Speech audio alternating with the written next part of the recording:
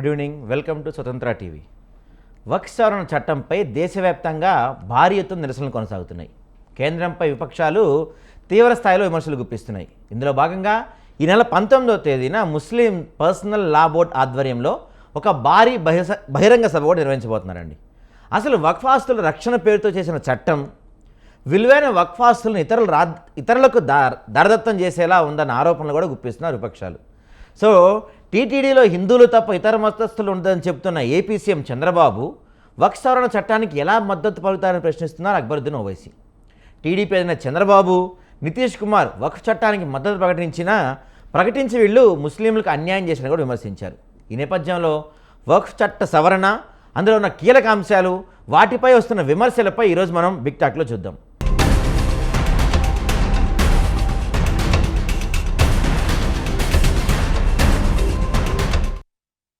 గురించి మనతో మాట్లాడటానికి బీజేపీ నుంచి వెంకటరెడ్డి గారు ఉన్నారు, తర్వాత కాంగ్రెస్ నుంచి కత్తి వెంకటస్వామి గారు, ఇక ఎనలిస్ట్ వివీరావు గారు ఉన్నారు, తర్వాత social and environment activist Lubna Sarwath గారు ఉన్నారు. అందరికీ గుడ్ ఈవినింగ్ అండి.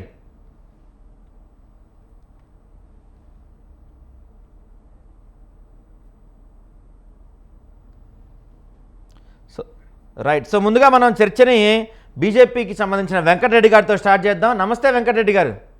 నమస్తే అండి. నమస్తే సాయి గారు. నమస్తే అండి. సో చెప్పండి, ఏంటి ఇప్పుడు అంటే వక్ఫ్ చట్టం అయితే తీసుకొచ్చేసారు బీజేపీ వాళ్ళు, అంటే ఎన్డీఏ కూటమి ప్రభుత్వం ఈ చట్టం తీసుకొచ్చేసింది. దీని గురించి విపక్షాలు భారీ ఎత్తున రాద్ధాంతం చేశాయి. ఆ రోజు మనం పార్లమెంట్లో కూడా చూసాం. పార్లమెంట్లో కానీ రాజ్యసభలో కానీ దాదాపు అర్ధరాత్రి 3 గంటల వరకు చర్చ జరిగింది దీని గురించి. ఇప్పుడైతే చట్టం వచ్చేసింది. మరి ఇప్పుడు దీనికి సంబంధించి హైదరాబాద్ నెల 19వ తారీఖు ఎంఐఎం పార్టీ మిగతా వాళ్ళందరూ కూడా భారీ ఎత్తున ఒక ధర్నా చేద్దామని ప్లాన్ చేస్తున్నారు. సో ఏమంటారు మీరు దీని గురించి? ముందుగా మీకు అలాగే స్వతంత్ర టీవీ ప్రేక్షకులకి, ప్యానల్ పెద్దలకి నమస్కారం.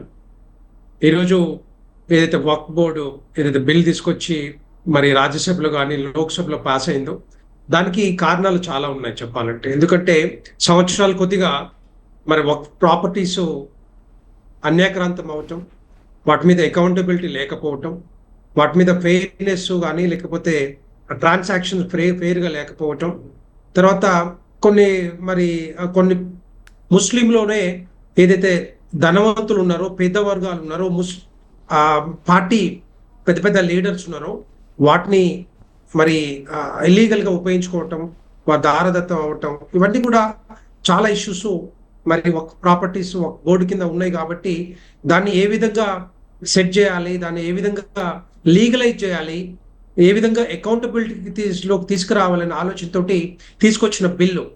ఈ బిల్లు తీసుకురావడానికి కారణాలు కూడా ఎంతో మంది లక్షల కొద్ది ముస్లిం మహిళలు లెటర్లు రాసి ఈ విధంగా జరుగుతూ ఉంది, ఎట్టి పరిస్థితుల్లో మహిళలు కూడా ప్రయోజనకరంగా ఉండాలి అనే ఆలోచనతోటి భారతీయ జనతా పార్టీ కానీ కేంద్ర ప్రభుత్వానికి లెటర్స్ రాస్తే మరి ఈ బిల్స్ తీసుకొచ్చి ఈరోజు పాస్ చేయడం జరిగింది. ముఖ్యంగా ఈ వక్ఫ్ ప్రాపర్టీస్ ఏవైతే ఉన్నాయో మనకు తెలుసు, మళ్ళీ వెనక్కి వెళ్ళాల్సిన అక్కర్లేదు. వాటిని కొనటం కానీ అమ్మటం కానీ జరగదు. తర్వాత వాటిని దేవుడికి సంబంధించినవి, తర్వాత మసీదులకి, తర్వాత కబ్రస్థాన్లకి, కొన్ని ముస్లిమ్స్ ఏవైతే వాడుకుంటారో వాటి కోసం ఉపయోగించబడ్డాయి. కానీ ఏమైతుందంటే వివిధ రాష్ట్రాల్లో రకరకాల పార్టీలు వచ్చిన తర్వాత వాటిని అన్యాక్రాంతం చేయటం, దాన్ని వాడుకోవటం, వాళ్ళ పేర్ల మీదకి బదలాయించడం, ఇవన్నీ కూడా ఆ లొసుగులు చూపించుకొని ఏది వక్ఫ్ బోర్డు కింద ఉన్న లొసుగులు చూసుకొని వాటిని చాలా రకాలుగా వాడుకున్న పరిస్థితి మనం చూసాం. ఫర్ ఎగ్జాంపుల్ హైదరాబాద్ లా మనకు తెలుసు వేల ప్రాపర్టీస్ ఉంటాయి. కానీ దాంట్లో ఎవరుంటారు? ముస్లిం పెద్దలు, రాజకీయ నాయకులు, ఏ పార్టీ వస్తే ఆ పార్టీకి అండగా ఉండే ఎంఐఎం నాయకులు, వాళ్ళు చెప్పిందే వేదంగా వాళ్ళే మెంబర్స్ ఉంటారు, వాళ్ళే చైర్మన్లు ఉంటారు, వాళ్ళు చెప్పిందే వక్ఫ్ ట్రిబ్యునల్లో కానీ వక్ఫ్ బోర్డులో కానీ మరి ఈ రోజు వరకు అది నడుస్తూ ఉన్నాయి. ఈ తెలంగాణ రాష్ట్రమే కాదు, 28 రాష్ట్రాల్లో కూడా, మిగతా ప్రాంతాల్లో కూడా అదే పరిస్థితి. ఫర్ ఎగ్జాంపుల్ ఇప్పుడు పెద్దలకి వాళ్ళు చెప్తే మరి ఇప్పుడు ఒకవేళ నిజంగానే వక్ఫ్ ప్రాపర్టీస్ లీజ్కి ఇచ్చినా కూడా వచ్చే ఆదాయంతో కానీ లేకపోతే రకరకాల సోర్సెస్ వచ్చే ఆదాయం ఏదైతే ఉందో వాటిని ఈ పేద వర్గ ముస్లింలకు ఉపయోగించుకోకుండా వాళ్ళ పెద్దలే ఎంతసేపు ఉన్నా కూడా పెద్దోళ్ళే బాగుపడుతున్నారు తప్పితే పేదోళ్ళు మాత్రం ఎప్పుడు కూడా ఇన్ని సంవత్సరాల కొద్దిగా ఎప్పుడు కూడా బాగుపడలేదు. వాళ్ళు సైకిల్ పంక్చర్ చేసుకోవాలి, పండ్లు అమ్ముకోవాలి, పూలు అమ్ముకోవాలి, చిన్న చిన్న వ్యాపారాలు చేసుకోవాలి. మన ఓల్డ్ సిటీ అభివృద్ధి చూస్తే ఎప్పుడులాగానే ఎప్పుడు 50-60 సంవత్సరాల క్రితం ఎట్లా ఉందో ఇప్పుడు కూడా గట్లాగే ఉంది. వాళ్ళు మాత్రం బాగుపడరు. కానీ పెద్ద నాయకులు, పెద్ద లీడర్లు మాత్రం మరి వందల కొద్ది, వేల కోట్ల కొద్ది సంపాదిస్తారు తప్పితే వాళ్ళు ఎప్పుడు కూడా బాగుపడరు. వాళ్ళని ఎప్పుడు కూడా అడిగే వాళ్ళు కూడా లేరు. ఈ పేద వర్గాల ముస్లింలను ఉపయోగించుకొని ఎంతసేపు ఉన్నా కూడా వాళ్ళని రెచ్చగొట్టి ఓటు బ్యాంక్ పాలిటిక్స్ కోసం కొన్ని పార్టీలు చేస్తున్న మతలబే తప్పితే రైట్ అండి దీంట్లో వెంకటరెడ్డి ఏ గారు. విధంగా ఓకే వెంకటరెడ్డి గారు, రైట్ అండి. సో ఆలోచన మాట్లాడదాం. లేదు అని చెప్పి ఓకే వెంకటరెడ్డి గారు, ఓకే ఓకే, మాట్లాడదాం మళ్ళీ మాట్లాడదాం. సో వివి రావు కొన్ని గారు నిమిషాలు నమస్తే నేను అండి. చెప్తాను. సాయి గారు నాకు కొంచెం టైం ఇస్తే, ఒక 5 నిమిషాలు టైం ఇస్తే ఎందుకు తీసుకొస్తా ఉన్నారు, దానివల్ల ప్రయోజనాలు ఏంటి, దాని గురించి ఏంటి అనేది కొంచెం నాకు మాట్లాడదాం, టైం ఇస్తే డిస్కస్ చేద్దాం, అవి కూడా మాట్లాడదాం. Explain much better. టైం ఇస్తాను, మాట్లాడదాం, మనం అందరూ ఉన్నారు కదా. సో నెక్స్ట్ వివి రావు గారు నమస్తే అండి. నమస్తే సార్ చెప్పండి. అంటే ఇప్పుడు ఈ అంటే దీన్ని చాలామంది టీటీడీ బోర్డుతో కంపేర్ చేస్తున్నారు. టీటీడీ బోర్డుకి లేనిది మరి వక్ఫ్ బోర్డుకి తీసుకురావాలి, తెచ్చారు కదా, ఈ అమెండ్మెంట్ తెచ్చారు కదా, మరి టీటీడీని కూడా ఇలాగే చూడాలని చెప్పి కొన్ని ముస్లిం సంస్థలు కానీ ఎంఐఎం లాంటి పార్టీలు కానీ ఆరోపిస్తున్నాయి. దీన్ని అంటే టీటీడీని వక్ఫ్ బోర్డుని ఒకేలా చూడొచ్చు అంటారా? ముందుగా ప్రేక్షకులకు మరి మన ప్యానెల్లో ఉన్నటువంటి మిత్రులందరికీ కూడా ముందు ఈరోజు అంబేద్కర్ గారి జయంతి సందర్భంగా అందరికీ శుభాభినందనలు. ఈ టాపిక్ మాట్లాడే ముందు ఒక వర్డ్, నేను అంబేద్కర్ గారు చెప్పిన వర్డ్ చెప్పి నేను టాపిక్ లోకి వస్తాను. ఓకే. అంబేద్కర్ గారు ఆ రోజు రిజైన్ చేసిన సందర్భంగా, ఆయన నెహ్రూ క్యాబినెట్ లో ఉండి రిజైన్ చేశాడు.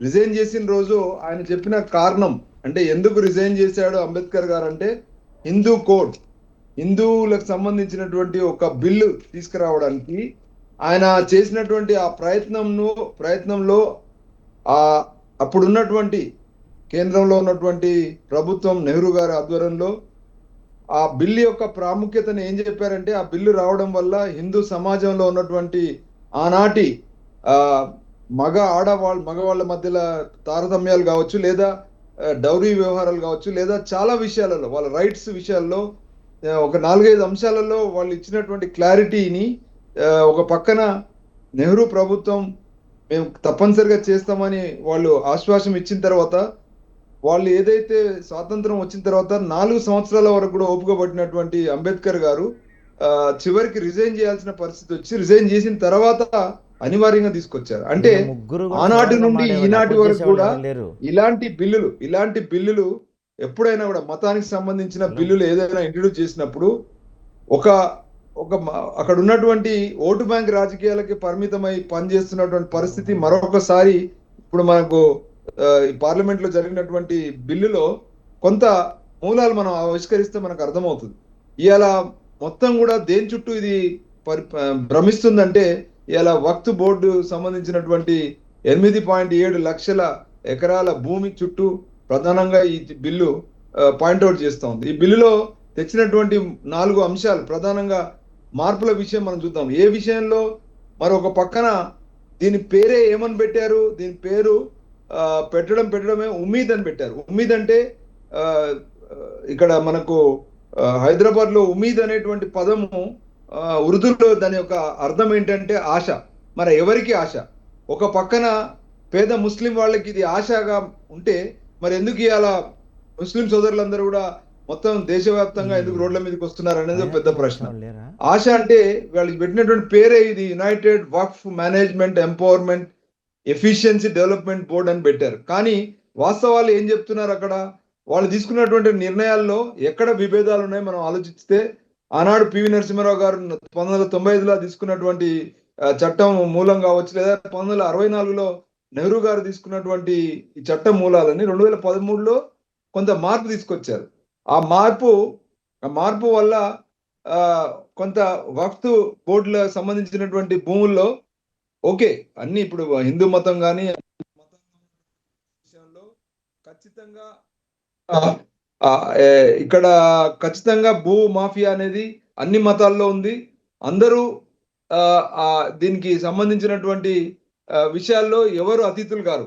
కానీ ఇక్కడ స్పెసిఫిక్ గా వీళ్ళు ఇచ్చినటువంటి కొత్త చట్టంలో సెక్షన్ 45 ఏదైతే వాళ్ళు మార్పు చేశారో ఏమంటున్నారంటే ఈ చట్టంలో ముస్లిం బోర్డులో వాళ్ళు ఏదైతే ప్రతి 12 మెంబర్స్ కమిటీ ఏదైతే ఉంటుందో దాంట్లో ఒక నలుగురిని మాత్రము ఇద్దరు మహిళలను పెట్టారు. అది సంతోషకరమైన విషయం. ఇది మహిళా ముస్లిమ్స్. కానీ ఇతర మతస్థుల్ని ఇద్దరిని పెట్టారన్నారు. అదే హిందూ మతంలో కానీ ఇంకా క్రిస్టియన్ మతంలో కానీ పెడితే వాళ్ళు ఒప్పుకుంటారా మరి అనేది ఒక ప్రశ్న. అయితే వాళ్ళు ఒక ఇన్సెక్యూర్ ఫీల్ అవుతున్నారు ఇవాళ. ఇప్పుడు ఓల్డ్ సిటీలో ఉన్న రాజాసింగ్ గారు లాంటి వాళ్ళని ఒకవేళ కనుక మీరు వీళ్ళ బోర్డులో పెడితే వాళ్ళు రియల్ గా నిజంగా ఒప్పుకుంటారా అని వాళ్ళు ప్రశ్నిస్తున్నారు. దానికి సమాధానం ఇచ్చే పరిస్థితి ఇలా ప్రభుత్వం ఉందా అని మనం ప్రశ్నించాలి. రెండో విషయం, సెక్షన్ 40లో ఏం చెప్తున్నారంటే ఖచ్చితంగా 12 సంవత్సరాలు దాటినా కూడా మిగతా ఏదైతే మన దేశవ్యాప్తంగా ఉన్న చట్టాలు ఒక 12 సంవత్సరాలు భూమి మీద కబ్జా ఉంటే కబ్జా ఉన్నా లేకున్నా ఒకసారి వక్ఫ్ ఇస్ వక్ఫ్ ఫర్ ఎవర్, అంటే భూమి జీవితకాలం అది వక్ఫ్ బోర్డు అన్నారు కదా, దానికి భిన్నంగా ఆ హక్కులను తీసేస్తూ 12 ఏళ్ళు దాటితే మీకు ఆ భూములు ఎవరికైనా అక్కడ దాని మీద ఉన్న వాళ్ళకి చెందుతాయని చెప్తున్నారు. మరి ఈ రకంగా ఇవాళ దేశవ్యాప్తంగా 8 లక్షల చిల్లర ఉన్నటువంటి భూములకు సంబంధించి కనీసం ఒక పావంతో ఎంతో ఎక్కువనే ఒక సగం అన్న కనీసం మిగతా అన్య మతస్థులో లేదా మిగతా ల్యాండ్ మాఫియా సంబంధించిన వాళ్ళు ఈ రోజు కబ్జాలో ఉన్నారు. మరి రేపొద్దున వాళ్ళు దీని మీద ఆధారాలు తీసుకురమ్మన్నారు. నిజంగా చూస్తే అక్కడ చట్టంలో ఏముందంటే ఆ బోర్డు చెప్పిందే న్యాయం అని ఉంది. ఎందుకంటే ఆ రోజులలో రికార్డు లేదు, ఇప్పటికి కూడా రికార్డు లేదు వాటికి. అంటే భూమి మీద అక్కడ వక్ఫ్ బోర్డు వాళ్ళు నిర్ణయించిందే అది వాళ్ళకని చెప్తా ఉన్నారు. కాబట్టి ఇప్పుడు ఒక సందిగ్ధం ఏంటంటే వక్ఫ్ బోర్డు వాళ్ళు కరెక్టా, లేకపోతే ఇప్పుడు ప్రభుత్వం కొత్తగా తీసుకొచ్చినటువంటి చట్టంలో మార్పు ఏంటంటే కలెక్టర్కి అధికారాలు ఇచ్చారు. ఇవాళ కలెక్టర్లు హిందూ మతంలో ఉన్నటువంటి గుళ్ళ విషయంలో కానీ ఎండోమెంట్ డిపార్ట్మెంట్ కానీ వీళ్ళందరూ నిజంగా న్యాయం చేస్తున్నారా అంటే ఒక మతానికి సంబంధించిన దాన్ని ఇవాళ ప్రభుత్వం అండర్లోకి తీసుకొచ్చారు, ఓకే ఫైన్, కానీ మూలం ఏంటి ఇక్కడ? దాంతో సమాధానం వస్తుందా? అంటే రాజకీయ నాయకుల చేతిలోకి తీసుకోవడానికి పనిచేస్తున్నారా? అసలు మూలాలు ఏంటి? వక్ఫ్ బోర్డులో కానీ ఇక్కడ ఇక్కడ అడ్మినిస్ట్రేషన్ ఉన్న కలెక్టర్స్ కానీ ఇక్కడ ఎన్నుకోబడినటువంటి లీడర్లు కానీ అది ముస్లిం లీడర్లు కావచ్చు లేదా హిందూ లీడర్లు కావచ్చు ఇంకెవరైనా కావచ్చు, అంతటికి మూలం ఏంటి? ముందు అక్కడ కరప్షన్ అడ్రస్ చేయకుండా మీరు ఒక మతాన్ని పీస్ చేయడానికి ఇంకో మతానికి సంబంధించిన వాళ్ళ మీద మీరు చేశారు, కానీ అది అందరికీ వర్తించాలి. ఇప్పుడు ఎండోమెంట్ డిపార్ట్మెంట్ లో సంబంధించిన వాళ్ళకి కూడా హిందువులను ఇద్దరిని బోర్డులో పెట్టండి, తప్పే ఉంది. మీకు ఇంత క్రాస్ వెరిఫికేషన్ కావాలంటే అది ఓపెన్గా ఉండాలి. మనం అంటే నేను అనేది ఏంటంటే మూలాలు ఒక దగ్గర ఉంటే దాని యొక్క రాజకీయ లబ్ధి కోసం మాత్రమే పరిమితం చేయదు. మార్పులు చేయొద్దని అంటలేము, మార్పులు చేయడం అనివార్యం. ఇప్పుడున్న పరిస్థితిలో మార్పులు రావాలి, కానీ ఎవరికి లాభం జరుగుతుంది? మీరు చెప్తున్నటువంటి ఈ లాభాలు అనేది నిజంగా ఏదైతే మీరు చెప్తున్నటువంటి వీళ్ళకి ఏదో ఆశ కల్పించే విషయంగా, ఉమ్మీది కల్పించే విషయంగా ఆ వర్గాలకి ఉందా? నిజంగా న్యాయం జరుగుతుందా అంటే జరగదని మన అందరికి అర్థమవుతుంది. ఎందుకంటే ఇక్కడ మీరు తీసుకున్నటువంటి విషయాలలో మైటీ అంటే ఎవరైతే గుత్తాధిపత్యమో వాళ్ళే ఇవాళ పై చేయి ఉంది, ఎవరైతే ల్యాండ్ మాఫియా ఉందో వాళ్ళది పై చేయి ఉంది. అన్ని పార్టీలలో కూడా అదే పరిస్థితి ఉంది. కాబట్టి ఇవాళ ముస్లిమ్స్ వాళ్ళ యొక్క ప్రాపర్టీస్ కాపాడుకోవడానికి రోడ్ల మీదకి వచ్చినప్పుడు వాళ్ళు ప్రశ్నిస్తున్నారు. నిజంగా మూలము మీరు చెప్పే చట్టంలో చెప్పే మార్పుల వల్ల లాభం జరుగుతుందా అంటే జరుగుతుందని చెప్తా ఉన్నారు. లుబ్నా సరౌత్ గారు నమస్తే అండి. లుబ్నా సరౌత్ గారు,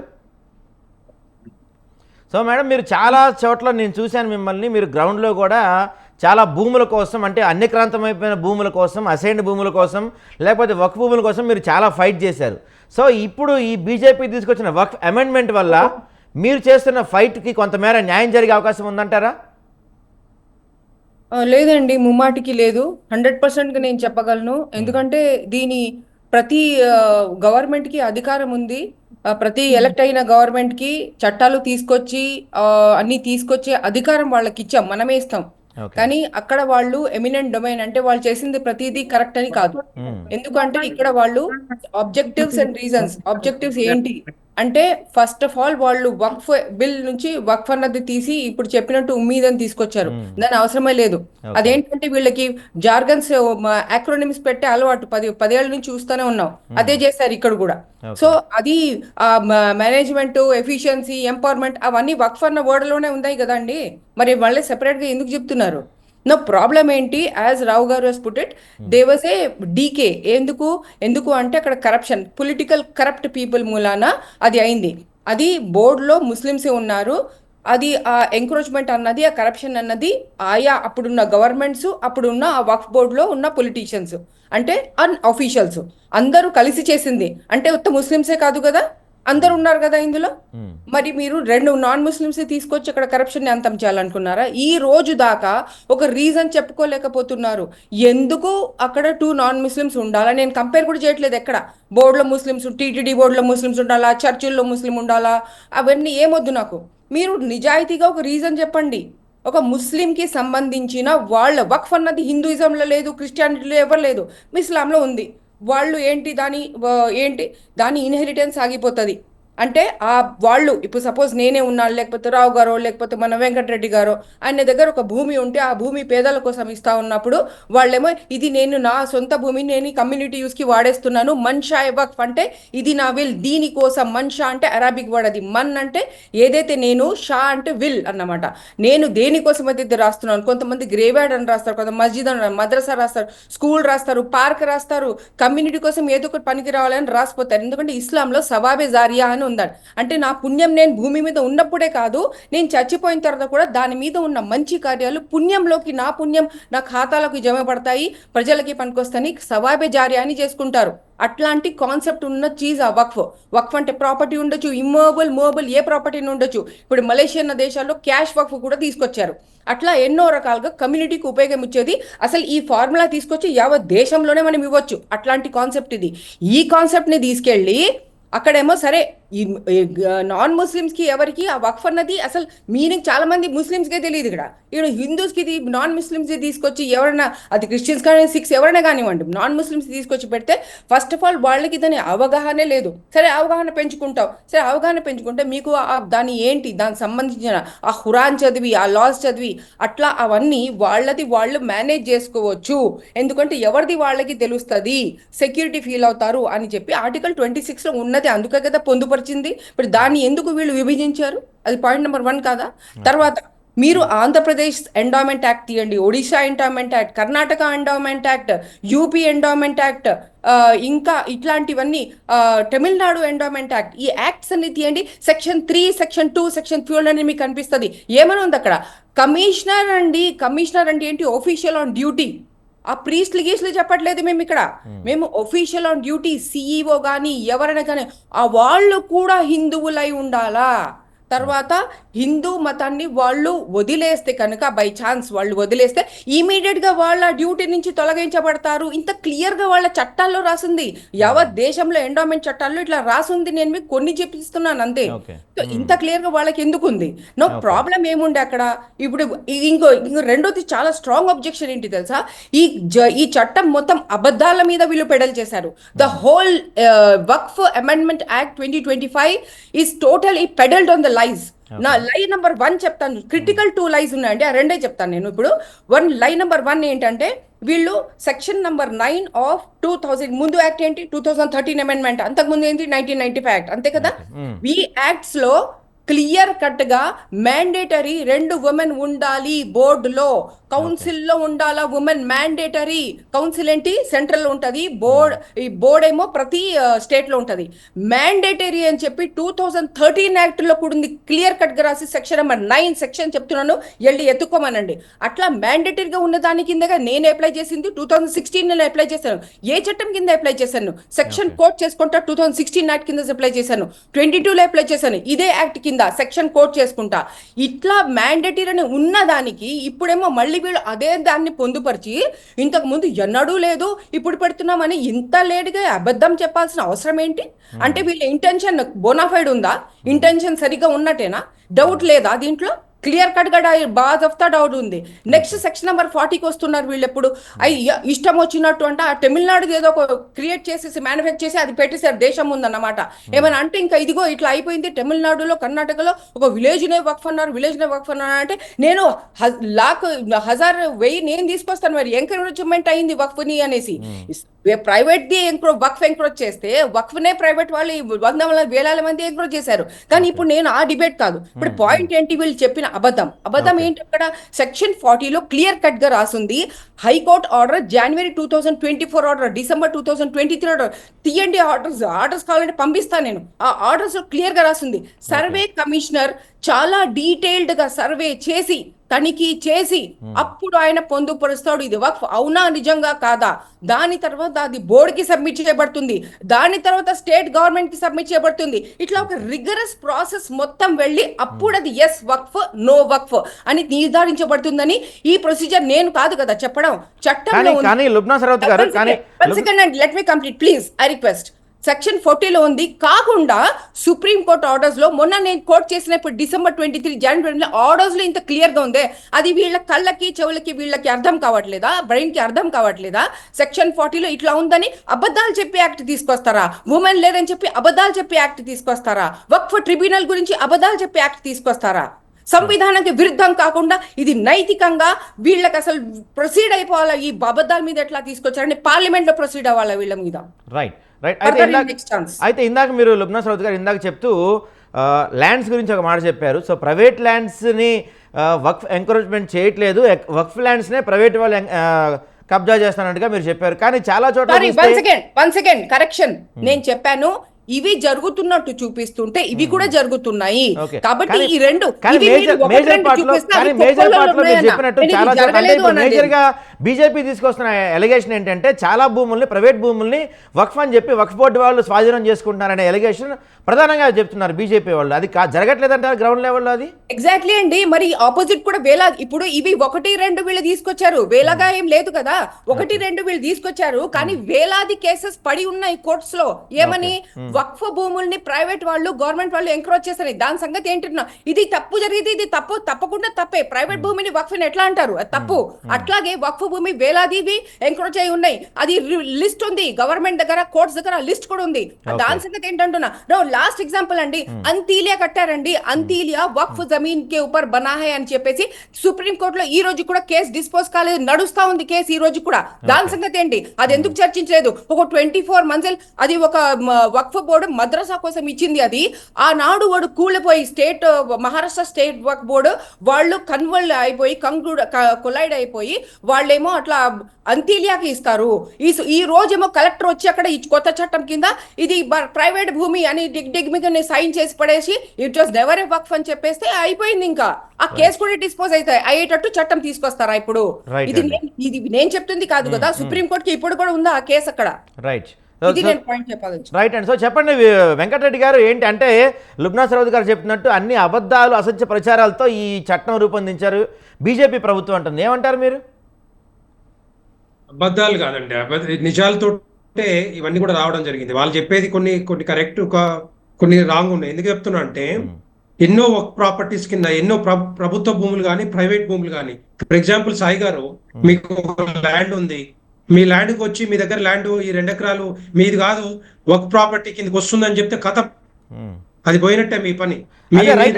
సేమ్ పాయింట్ వెంకటరెడ్డి గారు ఇదే టైంలో ఒకవేళ ఒక నిమిషం ఇదే టైంలో రివర్స్ లో కూడా జరుగుతుంటే గనక అంటే ప్రైవేట్ ల్యాండ్ వాళ్ళు కూడా అబద్ధాలు నిజాలు అయిపోవు, నిజాలు అబద్ధాలు అయిపోవు. వినాలి మీరు వినాలి అంతే, మీరు వినాలి. నేను మాట్లాడలేదు, వినండి తర్వాత మాట్లాడండి. ఎవరితో అన్నారు మిమ్మల్ని? మీరు టైం వేస్ట్ చేస్తున్నారు ఇక్కడ వచ్చి. మీరు అబద్ధాలు అబద్ధాలు ఇప్పుడే చెప్పారు. సెక్షన్ 9 లో ఉమెన్ ఉన్నారు, ఎందుకు ఉమెన్ లేదని చెప్పారు మీరు? చెప్పండి ఫస్ట్. చూడండి, ఇవన్నీ వద్దు నాకు. సెక్షన్ 9 గురించి క్లారిఫై చేయండి. ఇప్పుడు ఈ ఛానల్ క్లారిఫై చేయండి మీరు. ఎన్ని ప్రాపర్టీస్ వీళ్ళ కింద ఉమెన్ లేదని చెప్పారు. వెంకటరెడ్డి గారు లుబ్నా సరౌత్ గారు చాలా క్లియర్గా స్ట్రైట్ గా ఒకటే పాయింట్ అడుగుతున్నారు. సెక్షన్ 9 ప్రకారం ఉమెన్ ఉండాలి అన్నారు, మరి ఉమెన్ లేకుండా ఎలా తీసుకొచ్చారు ఈ బిల్లుని మీరు? You first clarify section 9. If you truly represent BJP, Venkatareddy గారు మీరు నిజంగా ఈ పాయింట్ చెప్పగలుగుతారా? సెక్షన్ 9 లో ఉమెన్ ఉండాలని చెప్పి కానప్పుడు లేకుండా ఎలా పెడతారు మీరు? మా కింద ఉన్నాయని చెప్పి వాళ్ళు క్లెయిమ్ చేస్తా ఉన్నారు. సెక్షన్ 9 అబద్ధం కాదా? అవునా అది చెప్పండి. మాట్లాడుతూ ఒక నిమిషం ఊరికే ఏం మాట్లాడతావు నథింగ్ డూయింగ్ నాకు మీరు అబద్ధం just stop it. వెంకటరెడ్డి గారు రెస్పెక్ట్ అండి. వెంకటరెడ్డి గారు ఇది చాలా తీవ్రమైన అంశం. మీరు అలా మాట్లాడకూడదు. వెంకటరెడ్డి గారు మీరు అలా మాట్లాడకూడదండి. వెంకటరెడ్డి గారు యూ షుడ్ రెస్పెక్ట్ అండి. మీరు అలా మాట్లాడకూడదు. వెంకటరెడ్డి గారు మీరు అలా మాట్లాడకూడదు. నో వెంకటరెడ్డి గారు తప్పండి, చాలా తప్పు. మీరు అలా మాట్లాడకూడదు. రెస్పెక్ట్ ఇచ్చి మాట్లాడండి. మీరు వినండి. మీరు వెంకటరెడ్డి గారు వినండి. మీరు ఒక్క నిమిషం వినండి. వెంకటరెడ్డి గారు మీరు రెస్పెక్ట్ ఇచ్చి మాట్లాడాలి. అట్లా మాట్లాడకూడదు, చాలా తప్పు. దీన్ని ఒప్పుకోండి మేము. నో వెంకటరెడ్డి గారు you should apologise her. Venkatareddy గారు మీరు చాలా తప్పుగా మాట్లాడుతున్నారు. వెంకటరెడ్డి గారు వినండి ఒక్క నిమిషం. మీరు ఒక్క నిమిషం వినండి. వెంకటరెడ్డి గారు మీరు వినండి ఒక్క నిమిషం. మీరు వినండి ఒక్క నిమిషం. మీరు వినండి. మీరు అలా మాట్లాడకూడదండి. You should respect her. మీరు అలా మాట్లాడకూడదు వెంకటరెడ్డి గారు. అర్థమవుతుందనే భయంతో 10 మందిలో మాట్లాడుతూ ఉంది. కేరళలో 600 కుటుంబాలు. ఒక్క నిమిషం అండి వెంకటరెడ్డి గారు మీరు వెంకటరెడ్డి గారు మీరు అలా చెప్పుకుంటూ వెళ్ళిపోతే ఉపయోగం ఉండదు, ఎవరికి అర్థం కావట్లేదు.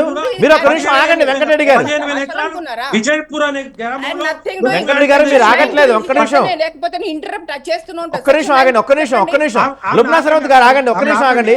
లుబ్నా సరవత్ గారు ఒక్క నిమిషం ఆగండి ప్లీజ్. వెంకటరెడ్డి గారు మీరు మాట్లాడేటప్పుడు చాలా మీ భాష కరెక్ట్గా లేదు వెంకటరెడ్డి గారు. మీరు అలా మాట్లాడడం చాలా తప్పు. వెంకటరెడ్డి గారు మీరు అలా మాట్లాడడం చాలా తప్పండి. ఒక్క నిమిషం లుబ్నా సరవత్ గారు మీరు ఆగండి. వెంకటరెడ్డి గారు మీరు మాట్లాడే అంశం చాలా తప్పు మాట్లాడుతున్నారు. మీరు రెస్పెక్ట్ ఇచ్చి మాట్లాడాలి. ఒక్క నిమిషం ఆగండి. ఒక్క నిమిషం వెంకటరెడ్డి గారు ఒక్క నిమిషం వినండి. నేను చెప్పేది వినండి. మీరు విమర్శించండి కాదంటలేదు, కానీ మీరు వాడే భాష, ఆమెను పిలిచే భాష కరెక్ట్గా లేదు. మీరు రెస్పెక్ట్ ఇచ్చి మాట్లాడాలి. అలా చేయడం కరెక్ట్ కాదండి. మనం పబ్లిక్ ప్లాట్ఫామ్ లో ఉన్నాం, పబ్లిక్ డొమైన్ లో ఉన్నాం. మీరు అలా మాట్లాడడం కరెక్ట్ కాదండి. ఓపిక ఉండాలండి వీళ్ళకి. అయినప్పటికీ మీరు అలా మాట్లాడకూడదు అండి వెంకటరెడ్డి గారు, తప్పది. నేనేం మాట్లాడినాను? ఆగమని చెప్తా ఉన్నాను. మీరు అలా అనలేదండి. పాయింట్ ఇప్పుడు ఏంటంటే చాలా క్లియర్ పాయింట్ అడుగుతున్నారు లుబ్నా సరవత్ గారు. డైరెక్ట్ ఒకటే పాయింట్ అడుగుతున్నారు. భూముల గురించి పక్కన పెడదాం. మనం భూముల గురించి పక్కన పెడదాం. చాలా క్లియర్ గా అడుగుతున్న పాయింట్ ఏంటంటే సెక్షన్ 9 ప్రకారం ఉమెన్ ఉండాలి లేదంటున్నారు. సాయి గారు నేను విన్నాను ఇంతసేపు. నేను డిస్టర్బ్ చేసిందా? రైట్, నేను డిస్టర్బ్ చేసిన అంటున్నా. చెప్పండి. డిస్టర్బ్ చేయలే కదా, వినే ఓపిక ఉండాలి అంటున్నా నేను. కానీ అలా ఇక్కడికి వచ్చినప్పుడు డెఫినెట్ గా డిబేట్ కి వచ్చినప్పుడు వినే ఓపిక ఉండాలి. విన్న తర్వాత మాట్లాడండి. నేను మాట్లాడితే అడగండి. డిస్టర్బ్ చేయొద్దని చెప్తున్నాను. ఒక్క నిమిషం అండి లుబ్నా గారు, లుబ్నా సరవత్ గారు ఒక్క నిమిషం. లుబ్నా సరవత్ గారు ఒక్క నిమిషం ప్లీజ్. లుబ్నా సరవత్ గారు ఒక్క నిమిషం. వెంకటరెడ్డి గారు ఒక్క నిమిషం అండి. చాలా క్లియర్ గా లుబ్నా సరవత్ గారు అడుగుతున్న పాయింట్ ఒకటే, సెక్షన్ 9 ప్రకారం మహిళ ఉండాలి ఈ బోర్డులో ఎందుకు లేదంటున్నారు. దానికి సమాధానం చెప్పండి. మీరు చెప్పగలుగుతారా? నేనేం చెప్తున్నా అంటే ఇలాంటి భూములు చాలా ఉన్నాయి. 21,000 కేసులు ఉన్నాయి ఇప్పుడు. మీరు డైవర్ట్ చేస్తున్నారు. మీరు ఇష్యూ డైవర్ట్ చేస్తున్నారు. అడుగుతున్న క్వశ్చన్ అది కాదు. సెక్షన్ 9 ప్రకారం మహిళ ఉండాలి అన్నారు, ఎందుకు లేరు? చాలా క్లియర్ క్వశ్చన్, దానికి ఆన్సర్ చెప్పండి. ఇప్పుడు అదే కదా, మహిళలు ఉంటున్నారు కదా, ఇద్దరు మహిళలు ఉంటున్నారు కదా, ఇద్దరు ఉంటున్నారు. ఇద్దరు మహిళలు ఉంటున్నారు. తప్పేముంది ఉంటే? ఇద్దరు మహిళలు ఉంటున్నారు, మంచిదే కదా. మీకోసం ముస్లిం మహిళా ప్రజానీకానికి ఉపయోగపడుతుంది కదా ఇదంతా కూడా. ఎక్కడ కూడా బయటికి వెళ్లకుండా, ఈ ప్రాపర్టీస్ ను మిస్యూజ్ చేయకుండా అకౌంటబిలిటీ కోసం మీకోసమే వాడుతున్నారు కదా. ట్రిపుల్ తలాక్ తెచ్చింది మీకోసమే. దాన్ని కూడా మీరు వ్యతిరేకిస్తారా? దాన్ని కూడా మీరు వ్యతిరేకిస్తారా? ట్రిపుల్ తలాక్ తెచ్చింది ఎవరి కోసం? ముస్లిం మహిళల కోసం. వెంకటరెడ్డి గారు topic out of the topic వెళ్ళిపోతున్నాం మనం. వాటి గురించి అది చర్చ నడుస్తుంది మనకి. వెంకటరెడ్డి గారు వాటి గురించి డిస్కషన్ నడుస్తుంది మనకి.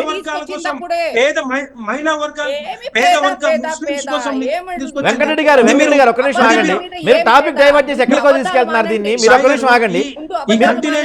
ఈ కంటిన్యూషన్ ఇద్దరు మాట్లాడితే ప్రజలకు రీచ్ అవ్వదు. ఒక్క నిమిషం ఆగండి. ఒక్క నిమిషం ఆగండి. నేను మాట్లాడిన తర్వాత మాట్లాడమని చెప్పండి. ఒక్క నిమిషం ఆగండి. మీరు ఒక్క నిమిషం ఆగండి. మీరు ఒక్క నిమిషం ఆగండి.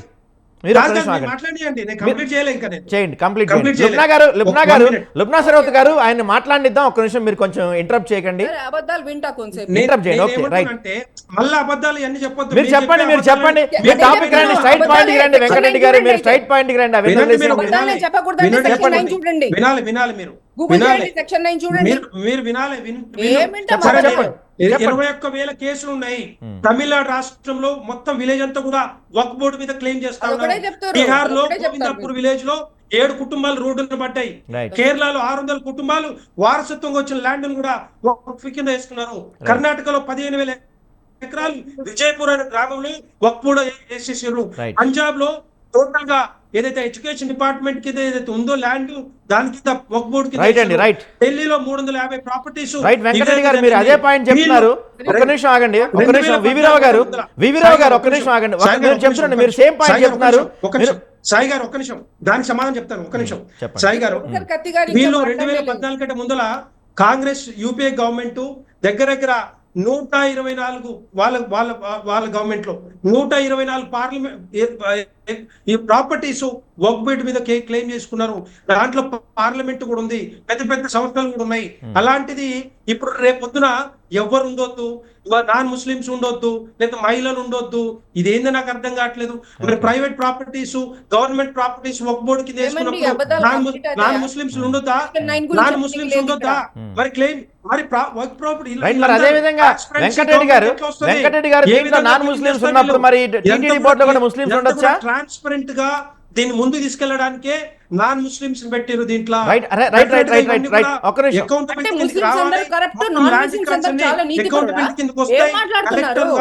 వెంకటరెడ్డి గారు ఎలా అవుతుందండి టీటీడీలో? ఇప్పుడు టీటీడీ బోర్డులో కూడా ముస్లిమ్స్ పెట్టబోతున్నారా మరి? వెంకటరెడ్డి గారు ఒక్క నిమిషం ఆగండి. వెంకటరెడ్డి గారు మీరు ఒక్క నిమిషం ఆగండి. వెంకటరెడ్డి గారు ప్లీజ్ ఆగండి, మీరు ఆగండి. వెంకటరెడ్డి గారు ఒక్క నిమిషం ఆగండి. మీరు వివిరావు గారు వెంకటరెడ్డి గారు ఒక్క నిమిషం. వెంకటరెడ్డి గారు మీరు కొంచెం ఆగండి. కొంచెం మీరు వెంకటరెడ్డి గారు పాయింట్ లేదు ఇక్కడ మీరు మాట్లాడే అంశమైనా. మీరు ఒక్క నిమిషం ఆగండి ప్లీజ్. మరి పేద వర్గాలు ముస్లిం కానీ పేదవర్గ ముస్లింస్ మాత్రం రీచ్ అవ్వట్లేదు. రైట్ అండి, రైట్. మాట్లాడండి, మీరు సేమ్ పాయింట్ చెప్తున్నారు పదే. ఆగండి, ఒక్క నిమిషం ఆగండి. మీరు ఆగండి. వెంకటరెడ్డి గారు మీరు ఆగండి కొంచెం. వివిరావు గారు మీరు చెప్పండి. వివిరావు గారు, సో ఇప్పుడు లుబ్నా సరౌత్ గారు తీసుకొచ్చిన పాయింట్ మీరు విన్నారు. సో నాన్ ముస్లిమ్స్ ఉన్నప్పుడు మరి టీటీడీ బోర్డులో కూడా ముస్లిమ్స్ ఉండొచ్చా రేపు? ఇప్పుడు ఒకటండి, నేను అనేది ఏంటంటే ఇప్పుడు పార్టీలు ఎవరన్నారు ఎవరు పేరు పక్కన పెడితే నేను ఏమంటున్నానంటే ముస్లిమ్స్ మహిళలు కావచ్చు, హిందూ మహిళలు కావచ్చు, ఎవరికైనా కూడా మహిళలే. అయితే ఇప్పుడు లుబ్నా సరౌత్ గారు చెప్పేది ఏంటంటే ఆల్రెడీ చట్టంలో ఉన్నాక ఇప్పుడు కొత్తగా మళ్ళీ మీరు ఇంట్రడ్యూస్ చేశారనేది అబద్ధం ఆడుతున్నారు. అది అవునా కాదా అని చెప్పే ప్రయత్నం జరగలేదు. ఒకటి. రెండోటి ఏంటంటే ఇక్కడ ప్రధానంగా 2-3 అంశాలు మనకు ఇక్కడ డిస్ప్యూట్ లో వస్తున్న అంశాలు ఏంటంటే 6 నెలల లోపల ఇవన్నీ ఫైనలైజ్ చేయమన్నారు, డేటా ఇచ్చేయమన్నారు. ఎప్పుడు సెప్టెంబర్ 8 వరకు. ఇన్ని భూములు ఇప్పుడు చాలా వరకు 8.7 లక్షల ఎకరాల భూములు ఏదైతుందో ఆనాడు 1964 చట్టం వచ్చినప్పుడే నోటిఫై చేశారు వాళ్ళు. ఆ నోటిఫై చేసినటువంటి అంశాల కింద ఉన్నాయన్ని భూములు ఇప్పుడు వీటి కిందకి వస్తుందని చెప్తా ఉన్నారు. ఇప్పుడు మీరు చట్టం మార్చడం ద్వారా వాళ్ళు ఆల్రెడీ వక్ఫ్ బోర్డులుగా ఎంజాయ్ చేస్తున్నటువంటి భూములు కొన్ని ప్రైవేట్ వాళ్ళ అన్యాక్రాంతం అయిపోయినాయి. ఆ అన్యాక్రాంతం అయిపోయినటువంటి భూములకి ఇప్పుడు రైట్స్ ఇస్తారా? వక్ఫ్ కాకుండా వాళ్ళకే రైట్స్ ఇస్తారా అని ఒక ప్రశ్న అడుగుతున్నారు. దాన్ని ఏ ప్రాతిపదికన ఇస్తారు? కలెక్టర్లు డిసైడ్ చేస్తే అయిపోద్దా అని అడుగుతున్నారు. లేదు ఇంకేదైనా ఉందా వెరిఫికేషన్ ప్రాసెస్ అని అడుగుతా ఉన్నారు. దానికి సమాధానం చెప్పాల్సిన బాధ్యత గవర్నమెంట్ మీద ఉంది. అది చెప్పకుండా ఊటిగానే పాత చరిత్ర చెప్పుకోవడం, లేకపోతే ఇప్పుడు అందరికీ తెలుసు ఎక్కడ లేదు. ఎండోమెంట్ డిపార్ట్మెంట్ లో ఇలా వేల కేసెస్ పెండింగ్ ఉన్నాయి. భూములన్నీ అన్యాక్రాంతం అయిపోయి ఇప్పుడు ఇవాళ టెంపుల్స్ భూములు అన్యాక్రాంతం కాలేదా? మతాలు పక్కన పెట్టండి. దోసుకునే వాడికి మతం ఏందండి? దొంగతనంగా దోసుకునే వాడికి అన్ని మతాల్లో ఉన్నారు, అన్ని కులాల్లో ఉన్నారు, అన్ని రాజకీయ పార్టీల్లో ఉన్నారు. ముందు అది మాట్లాడుకోవాలి మనం. అది వదిలేసి మేము వీళ్ళకి న్యాయం చేస్తాం, వాళ్ళకి న్యాయం చేస్తాం. మీరు ఏం న్యాయం చేస్తే ఇదే మీరు చేసిన రాజకీయాలకి 20 సంవత్సరాలు 10 సంవత్సరాలు బీజేపీ రాజకీయం అధికారంలో ఉంది, 60 సంవత్సరాలు కాంగ్రెస్ ఉంది. మీరు చేసిన రాజకీయ వ్యవస్థ మంచి జరిగింది, ఇంత దూరం ఎందుకు వస్తుంది? ఇప్పుడు ఈ కరెక్షన్స్ మీరు చేసిన తప్పులకు ఒక కరెక్షన్ చేయబోయి ఇంకో 10 తప్పులకు దారి తీసే పరిస్థితి వస్తుంది కదా. ముందు కరెక్షన్ అడ్రస్ చేసే ప్రయత్నం ఎందుకు జరుగుతుంది? ప్రశ్నిస్తే సమాధానం లేదు కదా. సమాధానం ఉందా ఈ చట్టంలో? ఇప్పుడు ఇవాళ ఎందుకు ఈ గొడవ మళ్ళీ సుప్రీంకోర్టు దాకా పోవాల్సిన పరిస్థితి? మీ చట్టం తీసుకుంటప్పుడే లోపభూయిష్టంగా ఉండే పరిస్థితి ఉంటే ఈ గొడవ కాదు కదా. అంటే మీరు వివాదాన్ని చెలరేగి ఇచ్చిన తర్వాత మళ్ళీ దాన్ని లబ్ధి పొందాలని ప్రయత్నమా? ఇది ఒక ఓటర్ లేదా ఒక దేశ ఓటర్ లేదా కామన్ మ్యాన్ యొక్క బలహీనతల మీద ఆడుకోవడమా రాజకీయ పార్టీలు? పేరు చెప్పుకొని రైట్ వివరావు గారు. వెంకటస్వామి గారు మీరు చెప్పండి. సో మీ పార్టీ దీనిపైన పెద్ద ఎత్తున ఒక్క నిమిషం వెంకటస్వామి గారు, మీ పార్టీ దీనిపైన పెద్ద ఎత్తున నిరసనలు చేపడటానికి ట్రై చేస్తుంది. సో మీరు చెప్పండి ఏమంటారు? అంటే ఈ బిల్లు పైన బీజేపీ తీసుకొచ్చిన అమెండ్మెంట్స్ నిజంగా లోపభూయిష్టంగా ఉన్నాయా లేకపోతే ఎలా ఉందంటారు? మీ ఒపీనియన్ చెప్పండి. ఏమంటారండి? సో మీ పార్టీ దీనిపైన పెద్ద ఎత్తున నిరసనలు చేపట్టబోతుందని ప్లాన్ చేస్తుంది కదా, అంటే ఈ బిల్లులో నిజంగానే లోపాలు ఉన్నాయా, లేకపోతే కావాలని మీ పార్టీ దాన్ని రాజకీయం చేస్తుందా? మేము అసలు ఫస్ట్ ఆఫ్ ఆల్ మత సంస్థలను పొలిటిసైజ్ చేయొద్దని ముందటి నుంచి మా పాలసీ. అంటే Congress party policy is not to indulge in the religious affairs అని. అది హిందూ కావచ్చు, ముస్లిం కావచ్చు, లేకపోతే క్రిస్టియన్స్ కావచ్చు. ఇది బేసికల్ గా కాంగ్రెస్ పార్టీ విధాన నిర్ణయం. సో దీంట్లో ఏం ఇంకా రెండో ఆలోచన. కానీ ఇప్పుడు భారతీయ జనతా పార్టీ వక్ఫ్ బిల్ తెచ్చిందో వెంకటరెడ్డి తప్పదే ఒక మాట చెప్తున్నారు. ఏంటంటే పేద మధ్యతరగతికి సంబంధించినటువంటి ముస్లింలు ఎవరైతే ఉన్నారో వాళ్లకు లబ్ధి చేకూర్చేటువంటి సదుద్దేశంతో మేము ఈ వక్ఫ్ బిల్ తీసుకొచ్చినామని వారు చెప్తున్నారు. సో ఇంతవరకు వారు ఇంటెంట్ చెప్తుందో అది మనం ఎందుకంటే రావు గారు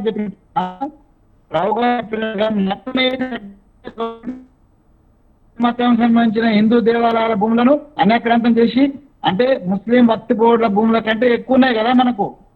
80% ఉన్నటువంటి హిందువులకు ఎక్కువ ఉన్నాయి, అవన్నీ అన్యాక్రాంతమైనది. ఓ చర్చ్ చాలా సిస్టమేటిక్ గా నడుపుతున్న చర్చ్ భూములు కూడా అన్యాక్రాంతమైనవి. నేనేమన్నంటే దీంట్లో ఒక అంశము వెంకరెడ్డి గారు మరి వాళ్ళ పార్టీ దృష్టికి తీసుకొస్తారా లేదా అనేది కానీ, ఒక నాన్ ముస్లింస్ ను ఇద్దరిని ఇందులో పెట్టాలనే ఆలోచనలో దాంట్లో ఫేర్నెస్ లేదు అని అంటున్నా నేను. రైట్, అందులో ఫేర్నెస్ లేదు. ఇప్పుడు ఏమైందనంటే అనవసరంగా మీరు అది ఆ అంశాన్ని పెట్టి రెచ్చగొట్టి హిందూ ముస్లిం పోలరైజ్ చేసి రాజకీయ లబ్ధి పొందేటువంటి ప్రయత్నం చేస్తున్నారు. ఇప్పుడు ముస్లింలు అందరూ నాన్ ముస్లిం ఎట్లా పెడతారని వాళ్ళు అపోజ్ చేస్తే హిందువులందరికీ ఇప్పుడు కోపం వస్తుంది అన్నట్టు, మేము మమ్మల్ని ఎందుకు ఉండనియరని. మరి వాళ్ళు ఎట్లనే వాళ్ళు వెంటనే వాళ్ళు క్వశ్చన్ చేస్తున్నారు. టీటీడీలో మా ముస్లిం పెడతారా అని క్వశ్చన్ చేస్తున్నారు కొందరు. అది అన్ని కూడా అనవసరమైనటువంటి ప్రాంతానికి దారి తీసే విధంగా తద్వారా రాజకీయ లబ్ధి పొందే ఉద్దేశం ఉన్నట్టుగానే అది కనిపిస్తుంది. కానీ చాలా ఫేర్ గా నిజంగానే భక్తి భూములను కాపాడాలనే సదుద్దేశంతో పెట్టినట్టుగా వారు చెప్తున్నటువంటి మాట ఎంతైతే సదుద్దేశంతో ఉందో అయితే అనేది చాలా స్పష్టమవుతుందండి. వెంకటస్వామి గారు ఒక్క నిమిషం అండి. వెంకటస్వామి గారు, మీరు ఇప్పుడు మాట్లాడుతూ మరి టీటీడీలో కూడా ముస్లిమ్స్ పెట్టచ్చా అన్నారు. వక్ఫ్ అనేది ఒక మతానికి సంబంధించిన బోర్డు, టీటీడీ అనేది జస్ట్ ఒక ప్రైవేట్ బోర్డు కదా, దానికి అది గవర్నమెంట్ దానికి సంబంధం లేదు కదా, దీన్ని ఎలా కంపేర్ చేస్తారు మీరు? గవర్నమెంట్ సంబంధం లేకపోతే గవర్నమెంటే మొత్తం ఎండోమెంట్ కింద దాన్ని ఎండోమెంట్ కింద ఎంత వస్తున్నాయి ఇవన్నీ దేవాలయ భూములన్నీ కూడా. ఎండోమెంట్ మినిస్ట్రీ ఉంది కదండి, టీటీడీ ఎండోమెంట్ లోకి రాదు కదండి. టీటీడీ ఎండోమెంట్ లోకి రాదు. It is governed by a set of regulations issued by the government కిందనే. ధర్మాదాయ శాఖ ఏదైతే ఉందో అది ఎక్కడికి పరిమితమైంది? కేవలం హిందూ దేవాలయాలకే పరిమితమైంది. ముస్లిం సంబంధించినటువంటి దేవాలయాలు లేకపోతే చర్చిలకు సంబంధించిన దానికి పోలే. పోలేదు మరి అది కూడా ఒకటి. వెంకటరెడ్డి గారు గవర్నమెంట్ లిమిటేషన్ పెంచాలి మరి.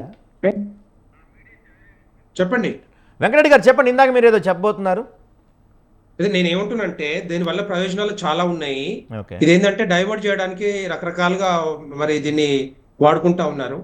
చాలా డిస్ప్యూట్స్ ఉన్నాయి. ఇప్పుడు దాకా ఒకసారి వక్ఫ్ ట్రిబ్యునల్స్ కి వెళ్ళి అనుకోండి, అక్కడ ఎక్కడ కూడా బయటకు వచ్చే అవకాశాలు లేవు, వెంకటరెడ్డి గారు క్లియర్ చేసే అవకాశాలు లేవు. వెంకటరెడ్డి గారు ఒక్క నిమిషం అండి. వెంకటరెడ్డి గారు, మీరు ఇందాక వివిరావు గారు చెప్పినట్టు మనం దీంట్లో నాన్ ముస్లిమ్స్ ఎందుకు పెట్టాలి, మహిళలు ఆల్రెడీ ఉన్నా మళ్ళీ ఎందుకు హైలైట్ చేశారు, ఇలాంటి అంశాలు మాటలు. కానీ తమిళనాడులో అన్ని ఎకరాలు అయింది, గత చరిత్ర అయిపోయింది, దాని గురించి మనం మాట్లాడే ఉపయోగం లేదు. ఈ టాపిక్స్ గురించి మీరు చెప్పండి. వాటిని ఎట్లా క్లియర్ చేయాలంటున్నా, ఎలా క్లియర్ చేయాలి? రైట్, చెప్పండి. మరి సేమ్ మంచి క్వశ్చన్ అడిగారు మీరు. అదే క్వశ్చన్. ట్రాన్స్పరెన్సీ ఎక్కడ ఉంటుంది చెప్పండి. మంచి క్వశ్చన్, మీరు వినండి. వెంకటరెడ్డి గారు మీరు వింటారా? ఇప్పుడు దాంట్లో నాన్ ముస్లిమ్స్ పెడితే క్లియర్ అయిపోతుంది అదంతా. వాటిని ఏ విధంగా బయటికి తీస్తారో అదే చెప్తున్నారు. నాన్ ముస్లిమ్స్ పెడితే క్లియర్ అయిపోద్ది అంతా. ఇప్పుడు చెప్పాలి మీరు. వెంకటరెడ్డి గారు నాన్ ముస్లిమ్స్ పెట్టినంత మాత్రం ఇప్పుడు క్లియర్ అయిపోద్దా? ఒక్కసారిగా పేదవాళ్ళు, ఇందాక మీరు ఇందా నుంచి చెప్తున్నారు పేద బడుగు బలహీన వర్గాల్లో ఉన్న ముస్లిమ్స్ అన్నారు. సో అమెండ్మెంట్ వల్ల వాళ్ళు ఒక్కసారిగా రిచ్ అయిపోతున్నారు తెల్లారి. మెయింటైన్ చేయడానికి ఉండాల్సిన అవసరం ఉంది. లేకపోతే ఫర్ ఎగ్జాంపుల్ ఒక పార్లమెంట్ వక్ఫ్ బోర్డు కింద వస్తుందంటే దాన్ని ఎవరు వాడుకుంటున్నారు? ఏ విధంగా క్లెయిమ్ చేస్తా ఉన్నారు? ఏ రీజన్ ఏంటి దానికి? రీజన్ చెప్పండి. చేసుకుంటే చెప్పండి. వక్ఫ్ బోర్డు కింద ఉంటే ఉందంటే ఏ విధంగా క్లెయిమ్ చేస్తారు? ఏ విధంగా క్లెయిమ్ చేస్తారు చెప్పండి. ఇదంతా కూడా ఎంతైందంటే ఉర్ద జిల్లా రాజకీయాలు ఏ బిల్లు తీసుకొచ్చినా కూడా సో ఇట్లాంటి చాలా మంది ఉంటారు. డెఫినెట్ గా దాన్ని చెప్పండి వెంకరెడ్డి గారు. ఇప్పుడు వక్ఫ్ భూముల యొక్క అన్యాక్రాంత గురించి ముస్లింలే కొట్లాడారు కదా, మనం కదా కొట్లాడలేదు కదా, నువ్వు నేను పోలే కదా, ఎగ్జాక్ట్లీ వాళ్ళే కొట్లాడారు కదా. అంటే వాడు నిజాయితీ కొట్లాడుతున్నట్టే కదా, వాడి భూములు వాడు రక్షించుకోవడానికి. ఎక్కడ కొట్లాడుతున్నారు చెప్పండి. దాంట్లో ఉన్న పెద్ద నాయకులంతా కూడా పాలిటిషియన్స్ అన్ని కూడా వాళ్ళు ఇష్టం వచ్చినట్టు వాడుకుంటుంటే పేదోళ్ళు ఎక్కడ పోతున్నారు? ఎక్కడ బస్తీలో పేదోళ్ళు ఎందుకు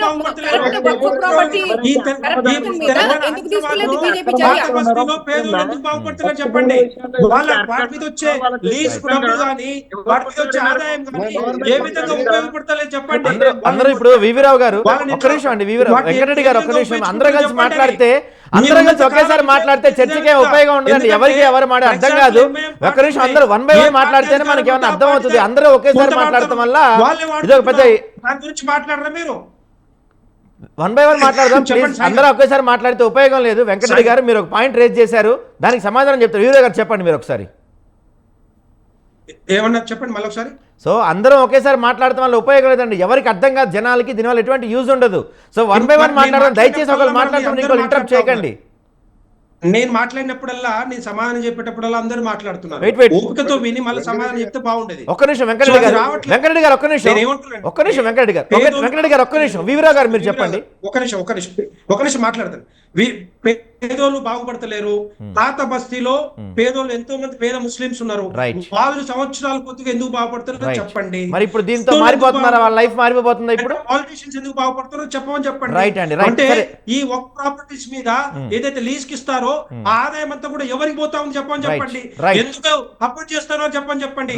అదే ఎంఐఎం పార్టీ ఏ పార్టీ అధికారంలోకి వస్తే ఆ పార్టీ వంతున వాడి వాళ్ళు ఇష్టం ఇచ్చినట్టు వాడుకుంటున్నారు తప్పితే ఎక్కడైనా ఈ పేద ముస్లిమ్స్ అభివృద్ధి చెందుతా ఉన్నారా? రైట్ అండి. మరి ఈ విధంగా వెంకటరెడ్డి గారు ఒక్క నిమిషం.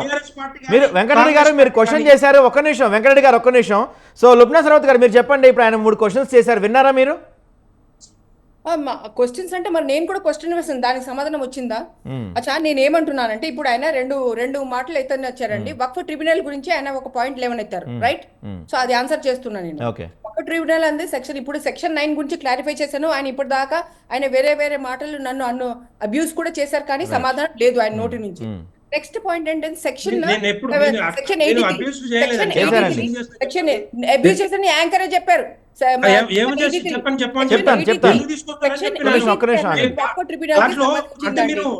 వెంకటరెడ్డి గారు మీరే చెప్పారు. వేరే వాళ్ళు మాట్లాడుతున్నప్పుడు వినపడతలేదని. మీరు ఆగండి, కొంచెం మాట్లాడేవాళ్ళు లుబ్నా సరవత్ గారు మీరు ఆగండి. సెక్షన్ 83 ఇస్ అబౌట్ ఇప్పుడు ఉమెన్ గురించి చెప్పేసినా అండి. ఈ సెక్షన్ 83 ట్రిబ్యునల్ గురించి అది కూడా చెప్తా. సెక్షన్ 40 గురించి కూడా ఇందాక క్లియర్ గా చెప్పేసిన. ఓకే, ఇప్పుడు 3వ సెక్షన్ కి వస్తున్నా. ఇప్పుడు వీళ్ళు గొప్పలు చెప్పుకుంటుంది దాని మీద. సెక్షన్ 83 వక్ఫ్ ట్రిబ్యునల్ గురించి అండి. అంటే ఆ ట్రిబ్యునల్ లో ఒక ట్రిబ్యునల్ కి వెళ్ళిపోతే వాళ్ళు వక్ఫ్ అంటే వక్ఫేనంట అని ఒక దుమారం రేపించేశారు మొత్తం దాంట్లో. ఫస్ట్ ఆఫ్ ఆల్ సెక్షన్ 40 కింద చాలా క్లియర్ గా పరీక్షించి గానీ అది వక్ఫ్ అని చెప్పరాదు, అది చెప్పేసిన. ట్రిబ్యునల్ లో కూడా ఏమంది, yes the decision of high court కూడా ఏం చేస్తుంది, ట్రిబ్యునల్ కి పంపిస్తుంది, వక్ఫ్ ట్రిబ్యునల్ కి. సరే, వక్ఫ్ ట్రిబ్యునల్ లో అది డిసైడ్ అయిన తర్వాత ఏదొకటి అప్పుడు దాని కింద 83లో లాస్ట్ లో ప్రొవిజో ఇచ్చారు. ఎంత స్ట్రాంగ్ ప్రొవిజో ఇచ్చినారు తెలుసా? ఎవడైనా వక్ఫ్ ట్రిబ్యునల్ ఇచ్చిన డెసిషన్ మీద హైకోర్టుకి వెళ్తే, లేకపోతే హైకోర్టు కూడా సియోమోటో తీసుకోగలదు. తీసుకుంటే వాళ్ళు దాన్ని రెక్టిఫై చేయొచ్చు, మాడిఫై చేయొచ్చు, తిప్పి కొట్టచ్చు, స్క్వాష్ చేయొచ్చు. ఇది యాక్ట్ చెబుతున్నానండి నేను, నా దిమాగు నుంచి కాదు. ఇది యాక్ట్ నుంచి చదువుతున్నాను. 83 వక్ఫ్ ట్రిబ్యునల్ ఇవన్నీ ఉన్నాయి. వీళ్ళు దుమారం, వీళ్ళు ఎంత ప్రొపగాండా చేశారంటే ఫాల్స్ ప్రొపగాండా చేశారు వీళ్ళు. వక్ఫ్ ట్రిబ్యునల్కి వెళ్తే ఏమీ లేదు, ఇంకా వక్ఫ్ అంటే వక్ఫ్ అని చెప్పేస్తున్నారు అని చెప్పి అబద్ధాల పుట్ట పెట్టి వాళ్ళేమో ఇది ఈ సెక్షన్ లో ఇట్లా ఉంటే ఇది చెప్పకుండా లోకులకి ఇది చెప్పారండి. ఇట్లా అందుకే నేను చెప్పాను, ప్రతి అడుగు వీళ్ళు అబద్ధం పెట్టి వీళ్ళు తీసుకొచ్చిన చట్టం ఇది. ఇంకోటి చెప్తానండి, ఇప్పుడు సెక్షన్ 52లో ఇట్లాగే ఏముందంటే వీళ్ళు కరప్షన్ తీయనికి, కరప్షన్ పైగా వీళ్ళు ఎంత అనైతికంగా ఎంత హర్ట్ చేసే మాటలు మాట్లాడుతున్నారు. వీళ్ళు నాన్ ముస్లిమ్స్ వచ్చాక ఇప్పుడు అక్కడ ట్రాన్స్పరెన్సీ, అకౌంటబిలిటీ ఈ శబ్దాలు నేర్చుకొని చెప్పేస్తున్నారు. అంటే ఎంత అవమానం అండి. అంటే హిందువులందరూ నిజాయితీ పరులు, ముస్లింలు ఎవరిలో నిజాయితీ లేదని ఎంత బాహ్యటంగా చెప్తున్నారండి. అసలు దీనికి స్టేట్మెంట్కి ఏమైనా గ్రౌండ్ ఉందా? హిందువులే అపోజ్ చేస్తారు ఆ స్టేట్మెంట్ని. ఎందుకంటే వాళ్ళు ఆ కరప్షన్ చేసే వాళ్ళ మతమే కరప్షన్. వాళ్ళు హిందువులు కాదు, ముస్లిం కాదు, వాళ్ళ మతమే కరప్షన్. పవర్ తీసుకోవాలా, డబ్బులు తీసుకోవాలా, అది వాళ్ళది. సో ఇప్పుడు పాయింట్ ఏంటంటే ఇక్కడ నేను చెప్తుంది, వీళ్ళు కరప్షన్ తీస్తాము అని చెప్పింది ఎంత అబద్ధమో ఇప్పుడే ప్రూవ్ చేస్తా. ఇంతకు ముందు ఉన్న కాంగ్రెస్ టైంలో వచ్చిన ముందు ఉన్న యాక్ట్లో ఆ అమెండ్మెంట్ 1995-2013 దాంట్లో ముతవల్లి కానీ అంటే వర్క్ ప్రాపర్టీ కేర్ టేకర్ ఏమైనా తప్పు చేస్తే వాళ్ళకి కాగ్నిజబుల్ ఉండే, నాన్ బెయిలబుల్ ఉండే. ఇప్పుడు అవి తీసేసారు తెలుసా? అది చెప్పండి మీ ఆడియన్స్ కి, ప్రజలు యావత్ ఇండియాకి చెప్పండి. అప్పుడు వీళ్ళ ఇంటెన్షన్ అర్థమవుతుంది. వీళ్ళ ఇంటెన్షన్ ఒకటేనండి, ఎట్లా అయినా ముస్లింలని కించపరచాలా, వాళ్ళని హర్ట్ చేయాలా. పైగా వీళ్ళు మొత్తం దేశం మీద అయితే దోపిడీ అయిపోతుందో, మన సరిహద్దుల దోపిడీ, మన లోపల రిసోర్సెస్ దోపిడీ, మన పేర్లేమో మార్మోగుతున్నాయి కరప్షన్ లో లోకమంతా. వాటి అన్నిటి నుంచి తప్పించుకోవడానికి ఇదిగో ఈ 40% 15% ఉన్న ఈ ముస్లింల మీద వీళ్ళని ఏదో ఒక రకంగా వీళ్ళు వేయండి. అక్కడ డిబేట్స్, ఇదిగో ఇట్లా డిబేట్స్ అన్నమాట. డిబేట్స్, నా పొల్యూషన్ మీద డిబేట్, నా కరప్షన్ మీద డిబేట్, నా ఎట్లా రీసెర్చ్, మన యూత్ ని మనం ఎట్లా స్ట్రాంగ్ చేసి ఈ రోజు ట్రంప్ గడ వేస్తున్న దాని మీద మనం ఎట్లా నిలదొక్కుని ఉండాలా, అది డిబేట్ కాదు, ఏం కాదు. వీళ్ళ అబద్ధాల పుట్ట మీద తీసుకొచ్చి ముస్లింని కించపరచాలని చెప్పి, ముస్లింలు మీరు నిజాయితీ పనులు కారు కాబట్టి మేము కూర్చొని మేము నిజాయితీ తీసుకొస్తామని చెప్తున్నారు. అబద్ధం ఏంటి తెలుసా? ఇంకోటి, వీళ్ళు వేలాది మంది ముస్లిం ఔరత్ ఇన్కో ఉమెన్ లెటర్ రాసిండ్రంట. 1-2 వెబ్సైట్ లో ఎందుకు పెట్టలేదండి? లెటర్లన్నీ వేలాది లీటర్లు వెబ్సైట్ లో పెట్టండి, డైరెక్ట్ పెట్టండి, చెప్తాను నేను. ఇప్పుడు దాకా ఎందుకు పెట్టలే? రైట్ అండి. లుబ్నా సరవత్ గారు, మీకు ఒక చిన్న విన్నపం. ఇప్పుడు మీరు చెప్తున్నంతసేపు వెంకటరెడ్డి గారు చాలా సైలెంట్ గా విన్నారు కాబట్టి ఆయన ఆన్సర్ చేసినప్పుడు మీరు వినాలి ప్లీజ్. మీరు వినాలండి. వెంకటరెడ్డి గారు మీరు చెప్పండి. ఊరుకుంటారు అబద్ధాలు చెప్తుంటే? వెంకటరెడ్డి గారు మీరు చెప్పండి. దేశమంతా అబద్ధాలు చెప్తున్నారు వీళ్ళు. మీరు చెప్పేమో నిజాలని చెప్పి మీరు అనుకుంటే ఎట్లా అండి? మాట్లాడుతున్నాను భాయ్, ఒప్పుకోవాలి. మా దగ్గర కూడా పుస్తకాలు ఉన్నాయి, మా దగ్గర కూడా మేము చదువుకొని మా దగ్గర కూడా ఉన్నాయి, మేము చదువుకొని వచ్చినాం, అన్ని చదువుకునే మాట్లాడుతున్నాం. అవగాహన మాట్లాడలేదు. అందుకే కదా, అందుకే ఈ రోజు ఒక బోర్డులు కింద ఏదైతే ఇది ఉందో, బిల్లు ఉందో, దాన్ని ఇప్పుడు తీసుకొచ్చింది ఎందుకు అనుకుంటున్నారు? చదువుకొని తీసుకొచ్చినాం. మీలాంటి కొన్ని పార్టీలకి వంతగా చెప్పడంగానే అయిపోదు. ఈ రోజు ఏదైనా ముస్లిం మహిళా సమాజానికి మేము భారతీయ జనతా పార్టీ కేంద్ర ప్రభుత్వం తీసుకొచ్చిన ఏదైతే ట్రిపుల్ తలాక్ కూడా మీరు వ్యతిరేకిస్తారా? ఇప్పటిదాకా మాట్లాడలేదు.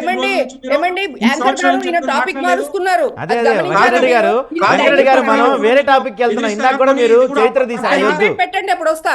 నేను చెప్తాను, మీరు స్కూల్ చేసుకుంటూ పెద్దోళ్ళని పట్టుకోకుండా, పేద ప్రజల మాట్లాడకుండా, పేద ముస్లిం వర్గాల గురించి మాట్లాడకుండా మీరు పెద్దోళ్ళ గురించి మాట్లాడుతా ఉన్నారు. ఇప్పుడు అదే కరెక్ట్ చేస్తా ఉన్నారు. ప్లీజ్ అండి, మీరు ఒక్క నిమిషం ఆగండి. మీరు ఎంతసేపు కూడా మీరు పెద్దవాళ్ళతోటి పెద్దవాళ్ళు బాగుపడితే చాలని అనుకుంటున్నారు. ఇది కరెక్ట్ కాదు.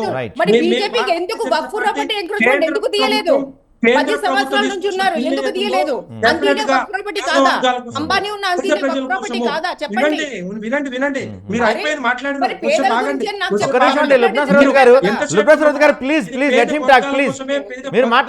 ప్రజల కోసమే పేద మహిళలు, ఏదో ముస్లింస్ ఉన్నారో వాళ్ళందరూ బాగుపడితో తీసుకొచ్చిందే కింద ఏవైతే ఉన్నాయో తీసుకిస్తే వచ్చే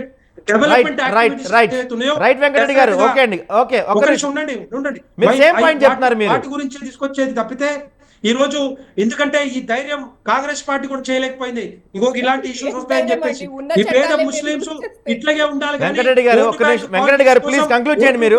వెంకటరెడ్డి గారు మనకి టైం లేదు ఎక్కువ, మీరు ఒక్క నిమిషం ఆగండి. వివిరావు గారు మీరు చెప్పండి. వివిరావు గారు ఇప్పుడు నిజంగా అంటే వెంకటరెడ్డి గారు ఇందాక నుంచి చెప్తున్నట్టు, వివిరావు గారు మీరు ఆగండి. వెంకటరెడ్డి గారు వెంకటరెడ్డి గారు ఇందాక నుంచి చెప్తున్నట్టుగా ఇప్పుడు ఈ వక్ఫ్ అమెండ్మెంట్ వల్ల ఒక్కసారిగా పేదవాళ్ళుగా ఉన్న ముస్లింస్ ఒక్కసారిగా రిచ్గా మారిపోతున్నారా రేపటికల్లా? ఎట్లయితుందండి? 50-60 సంవత్సరాలు వెనుకబడేసిన వెంకటరెడ్డి గారు ఆగండి. వెంకటరెడ్డి గారు మీరు ఆగండి ఒక్క నిమిషం. వెంకటరెడ్డి గారు మీరు ఆగండి ఒక్క నిమిషం. వెంకటరెడ్డి గారు మీరు ఆగండి ఒక్క నిమిషం. వెంకటరెడ్డి గారు మీరు సేమ్ టాపిక్ చెప్తున్నారు కదా అప్పటి నుంచి, అదే టాపిక్ నేను చెప్పాను ఇప్పుడు. వెంకటరెడ్డి గారు ఒక్క నిమిషం ఆగండి. మీరు ఆగండి ఒక్క నిమిషం. వెంకటరెడ్డి గారు మీరు ఆగండి. ఇంకో 6 months 1 year 2 years టైం పట్టుతుంది కదా. ఓకే ఓకే ఓకే రేపు అయిపోతాండి. ఒక్క నిమిషం. ఇప్పుడు వెంకరెడ్డి గారు మీరు చెప్పింది మేము విన్నాము. మీకు సడన్ గా ముస్లిం పేదల మీద బాగా ప్రేమ కుదిరింది. మరి నిన్న మొన్న పార్లమెంట్ లో మన తెలంగాణ నుండి బిల్లు ఒకటి కులాలకు సంబంధించినటువంటి రిజర్వేషన్ సంబంధించిన బిల్లు విషయంలో మీరు మాట్లాడారు. నిజంగా హిందువులలో ఉన్నటువంటి పేదలు ఎస్సీ ఎస్టీలకు సంబంధించి ఇంత గొడవ అవుతుంది కదా, దానికి సంబంధించి ఎందుకు మాట్లాడరు? ఇవన్నీ డైవర్టివ్ పాలిటిక్స్ అనేది కాంగ్రెస్ లో ఉంది, బీజేపీలో ఉంది, ఎంఐఎం లో ఉంది, అన్నిట్లో ఉంది. ముందు మీరు మూలాలు మాట్లాడండి. మీరు పేదల మీద సడన్ గా మీకు ప్రేమలు వస్తే పేదలకు మీరు టికెట్లు ఇస్తారా? మీ పార్టీలు పేదలకు ఇచ్చి టికెట్లు ఇస్తారా? మీరు ఒక ఓటుకు 5,000 రూపాయలు కొనుక్కునేటువంటి వ్యక్తులకు కాకుండా డైరెక్ట్ గా మీరు పేదలకు ఇవాళ టికెట్ ఇచ్చే పరిస్థితి ఉందా? అదే మీ ముస్లింలో కానీ హిందువులో కానీ ఎవరికైనా మీరు టికెట్లు ఇస్తారా? మీరు అంతర్గత ప్రజాస్వామ్యం రాజకీయ పార్టీలు పార్టీ ఫండ్ ట్రాన్స్పరెంట్ గా లేదు. ఎవడైతే ఓటుకు 5,000 రూపాయలు పెట్టి కొనుక్కుంటారో వాళ్ళకు మీరు ఇచ్చేటువంటి విషయ సంస్కృతి ఉన్న పార్టీలు మీకు ముస్లిం పేదల మీద సడన్ గా మీ ప్రేమ కుదిరిందని చెప్తే ఎవరు నమ్ముతారండి? సమాధానం చెప్పాలి. ఫైనల్ గా ఒక్క నిమిషం అండి వెంకటరెడ్డి గారు ఒక్క నిమిషం. సో ఫైనల్ గా లుబ్నా సరోజ్ గారు మీరు చెప్పండి. లుబ్నా సరోజ్ గారు మీరు చెప్తున్నారు ఈ బిల్లు మొత్తం లోపభూయిష్టం అంతా అబద్ధాలపై పెట్టిందని చెప్తున్నారు కదా. సో మీరు చెప్పండి ఏ విధంగా ఈ బిల్ రూపొందించుంటే బాగుండేది?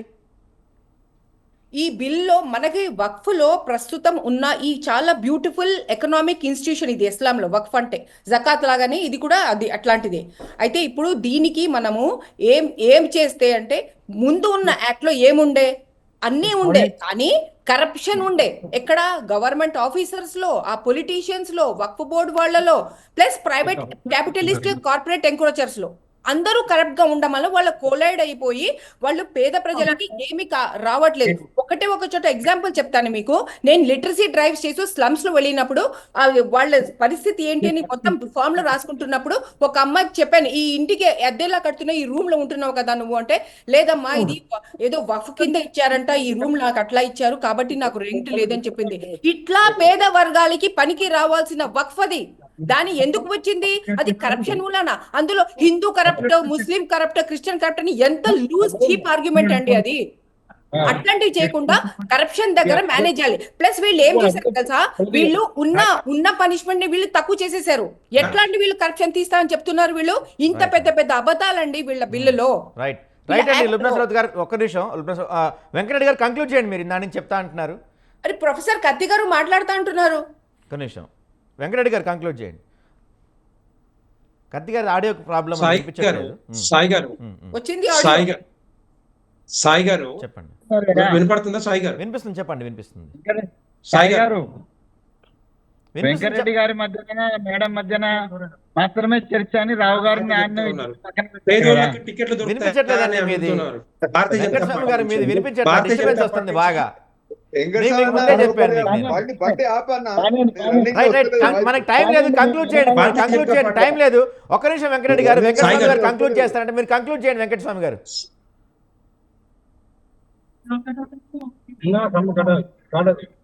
వెంకటస్వామి గారు కంక్లూడ్ చేయండి, మీరు టైం లేదు మనకి. మిమ్మల్ని అండి. ఒక్కటే ఏంటంటే ఇప్పుడు అంటే నేను మరీ పొలిటిసైజ్ చేయొద్దని ముందే చెప్పాను. నేను కూడా పొలిటిసైజ్ చేయదలుచుకోలేదు. వెంకటరెడ్డి గారేమో అంటే అందరి పేదల కోసము అనేటువంటి మాట ఏదైతుందో అది యాక్షన్స్ లో ఎక్కడ కూడా భారతీయ జనతా పార్టీ ఎలక్షన్ టైంలో కానీ రిమైనింగ్ అంశాలు కానీ ఎక్కడ చూపించలేదు. ఇప్పుడు సడన్ గా పేద వాళ్ళకి కోసం వచ్చింది అనేది అది వాళ్ళే ఆత్మవిమర్శ చేసుకోవాలి. రైట్. రెండోది ముస్లిము అంటే నేను ముస్లిం ఆస్తులే కాదు, ఇప్పుడు దేవాదాయ ధర్మాదాయ శాఖకు సంబంధించిన టోటల్ రికార్డ్ గవర్నమెంట్ దగ్గర ఉండాలనే ఉద్దేశం మాత్రం నేను సమర్థిస్తున్నాను. రైట్. అంటే ఈ దేశం ఉన్నటువంటి ప్రతి అంగుళం భూమికి సంబంధించినటువంటి కంట్రోల్ మరి ఆ సర్వే ఆఫ్ ఇండియా తర్వాత గవర్నమెంట్ ఆఫ్ ఇండియాకు లెక్క తెలియకుండా ఎట్లా చెప్పండి? రైట్. ఆ లెక్క తెలవడం కోసము దీంట్లో ఏమైనా మార్పులు తీసుకొస్తే బాగుంటుంది. అంతేగాని మీరు ఏం లేకుండా కేవలం వక్ఫ్ బోర్డును ముస్లింలను టార్గెట్ చేయడం కోసము లేదా ముస్లింలను రెచ్చగొట్టో లేకపోతే దాని ద్వారా లబ్ధి పొందే ఉద్దేశం ఉంటే మాత్రం అది సమర్థనీయం కాదు. ఇద్దరు నాన్ ముస్లిమ్స్ ను ఈ బోర్డులో పెట్టడం మాత్రం యాజ్ ఆఫ్ నౌ అది ఫేర్ కాదని నేను అంటున్నా. రైట్. దాంట్లో కొన్ని మార్పులు తప్పనిసరిగా చేయాల్సిందే. అది సుప్రీంకోర్టు ఇండల్జ్ అవుతుందా కాదా, ఇప్పుడు మనకు కోర్టుకైతే పోతున్నారు. కాకపోతే ఈ టోటల్ దాన్ని నేను ముస్లిం సమాజానికి కూడా నేను సలహా ఇవ్వదలుచుకున్నాను. దీంట్లో ఏమనంటే ఈ నిరసనలు ఇవాళ నేను ఇప్పుడు పశ్చిమ బెంగాల్లో ఉన్నా అండి. నేను ఇప్పుడు ఒక మార్నింగ్ పోయేటప్పుడు కూడా ఒక నిరసన ప్రదర్శన ముందు నుంచే వెళ్ళాను. కల్కట్టాలో ఉన్నాను. పశ్చిమ బెంగాల్లో దీన్ని కంప్లీట్ గా పొలిటైజ్ చేసి హింసాత్మకంగా మార్చే ప్రయత్నం చేస్తున్నారు. రైట్ అండి. అది హింసా మారితే ఓకే. అది కాబట్టి రైట్ అండి. So okay. సో రైట్ అండి వెంకటరెడ్డి గారు. సో వెంకటస్వామి గారు రైట్ అండి. సో ఈ వక్ఫ్ అమెండ్మెంట్ పై ఇది వాళ్ళ బిగ్ టాక్. వక్ఫ్ అమెండ్మెంట్ పై ఇది వాళ్ళ బిగ్ టాక్ లో మనం చర్చను చూసాం. బిగ్ టాక్ లో మనతో పాటు పాల్గొన్నందుకు వెంకటరెడ్డి గారు, కత్తి వెంకటస్వామి గారికి, వివి రావు గారికి, లుబ్నా సరఫ్ గారికి థ్యాంక్ యూ వెరీ మచ్. ఇది వాళ్ళ డిబేట్. రేపటి డిబేట్ లో మళ్ళీ కలుసుకుందాం. కీప్ వాచింగ్ స్వతంత్ర టీవీ.